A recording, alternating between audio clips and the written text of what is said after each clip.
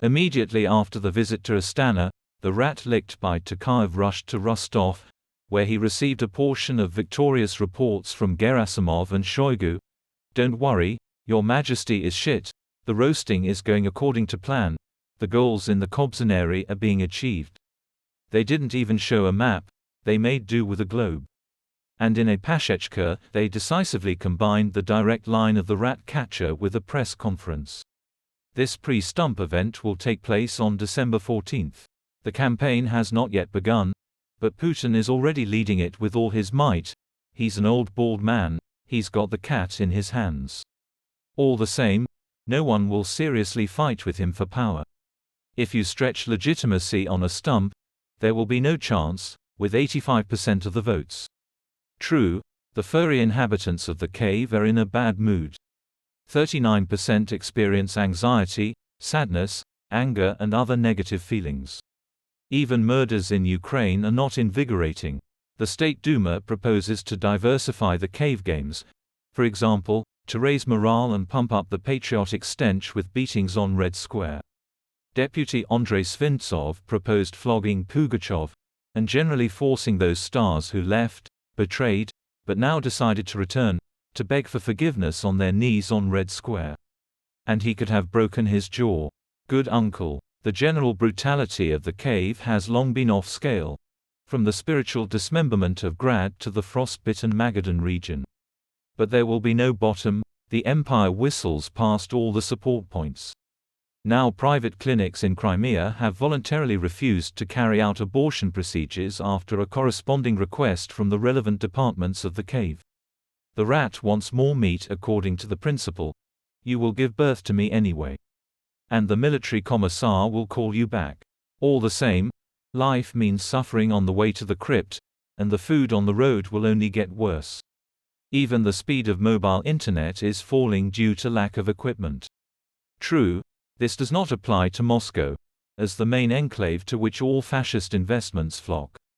However, even the United Arab Emirates has already agreed to ban the re-export to Russia of a number of critical goods that can be used for military purposes.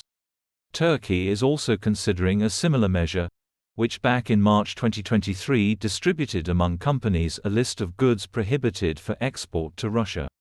But within the framework of pre-stump events, all this will be presented as a benefit, since the more the cave is isolated, the less enemy influence.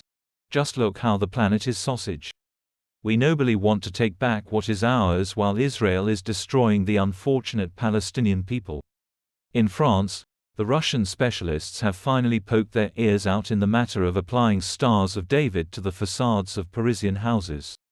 This is a new Russian operation of digital interference in French affairs.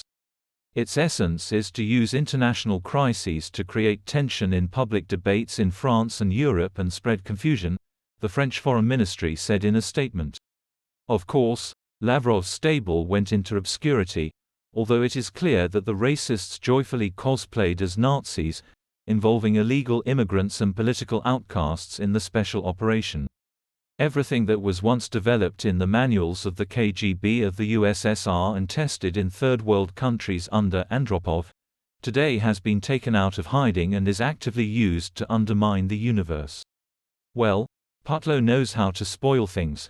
He does it willingly and abundantly, not skimping on sacrifices. By arming and preparing Hamas for attack, the Kremlin has made itself an irreconcilable enemy. Israel will not negotiate, just as today it does not pay attention to the humanitarian groans within the walls of the UN and the heart-rending cries of fighters for the rights of the Palestinian dispossessed.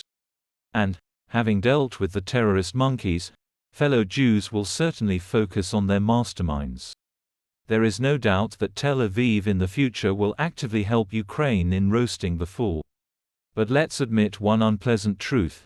Until their houses collapse on the heads of the shaggy-snouts to the heart-rending howl of sirens, until they run skipping towards bomb shelters, with the pulsating thought, "I'll have time, I won't have time," they will continue to live in the paradigm, "We're just bombing Ukraine, and you won't do anything to us for it." They will continue to rave about the mythical Nazis in Kiev, freely zigging at the concerts of the fascist shaman and praying for the nuclear triad of retribution. 54% of the cave population returned to a state of public peace, as befits the dead. They are categorically convinced that their empire cannot lose. And they are right. Because this empire does not need to be defeated. It just needs to be destroyed.